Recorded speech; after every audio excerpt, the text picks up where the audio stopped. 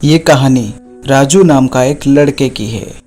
राजू शांत स्वभाव का था और पढ़ाई में भी वो बहुत अच्छा था। राजू के परिवार में वो और उसके मम्मी पापा थे। राजू के पापा एक बिजनेसमैन थे। दोनों उससे बहुत प्यार करते थे। राजू शहर में एक कॉलेज में पढ़ा करता था जो उसके घर से लगभग 20 किलोमीटर दूर था। कॉलेज और कोचिंग खत्म करके घर पहुंचने में उसको शाम हो जाती थी। एक दिन कोचिंग क्लास देर से खत्म हुई। घर घूम के जाने में देरी होगी, इसलिए राजू को शॉर्टकट लेना पड़ा जो एक जंगल के बीच में से होकर गुजरता था। वो थोड़ी ही दूर गया ही था, तभी उसने देखा कि एक लड़की उसी रास्ते पे खड़ी थी।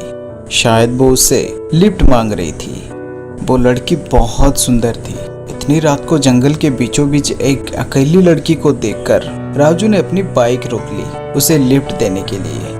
राजू ने पूछा, कहाँ जाएंगी आप? लड़की बाइक पे बैठ गई और बोली, यहीं आगे तक। राजू ने फिर से उस लड़की से पूछा, इतनी रात को इस जंगल में आप क्या कर रही थी?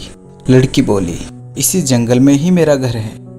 कुछ देर बाद लड़की ने राजू से बाइक रोकने के लिए कहा और उसने बाइक रोक ली। राजू ने देखा रास्ते से थोड़ी ही दूर एक झोपड़ी थी। उस लड़की ने राजू को वो झोपड़ी दिखाते हुए वो उसका घर बताया। राजू इससे पहले किसी लड़की के साथ इतना फ्रेंडली बात नहीं किया था, इसलिए वो बहुत खुश था। उसके अगले दिन कोचिंग खत्म होने के बावजूद राजू वहां से देर से निकला, ये सोचकर कि शायद वो लड़की आज फिर से उसे मिल जाए। रात के 9 बज चुके थे। राजू मन ही मन सोच रहा था, काश आज वो लड़की मुझे फिर से दिख जाए। किस्मत से राजू को वो लड़की ठीक उसी जगह फिर से मिली। इस बार भी राजू ने उस लड़की को फिर से लिफ्ट दिया। चलते चलते राजू ने उस लड़की के बारे में सब कुछ जानना चाहा। जवाब में लड़की ने राजू से बस इतना कहा, धीरे धीरे सब जान जाओगे। राजू उस लड़की को उसके घर के पास छोड़कर वहीं खड़ा रहा। शायद वहां से आने के लिए उसका मन नहीं था। शायद उसे उस लड़की के साथ समय बिताना अच्छा लग रहा था। लड़की ने पूछा, क्या हुआ, घर नहीं जाओगे क्या? राजू ने लड़की से पूछा, क्या हम फोन पे बात कर सकते हैं? लड़की ने कहा, मैं तुम्हें रोज यहीं पर मिलूंगी।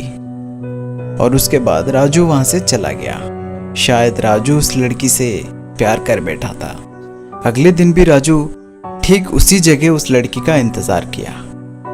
थोड़ी देर बाद वो लड़की भी वहां पहुंची और वो दोनों कुछ देर बात करने लगे। इसी तरह उन दोनों के बीच मिलना जुलना बढ़ता गया। राजू ज्यादातर कॉलेज बंद कर रहा था। इसके बावजूद वो रोजाना घर रात को देर से पहुंचता था। घर में अगर मम्मी पापा उससे कुछ पूछ लेते थे तो वो बहाने बनाता था और नाराज होकर सो जाता था। इस तरह का बर्ताव उसके मम्मी पापा को परेशान कर रही थी। एक बार राजू के पापा राजू के कॉलेज गए राजू के बारे में पता करने के लिए, पर वहां उन्हें पता चला राजू कुछ दिनों से कॉलेज आ ही नहीं रहा था। वो सोच में पड़ गए।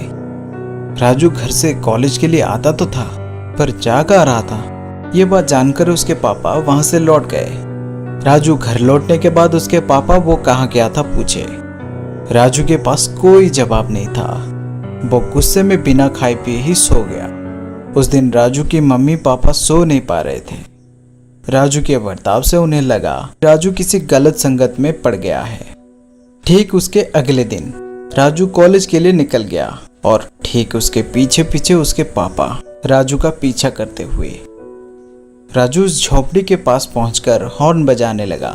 कुछ देर बाद वो लड़की बाहर निकली।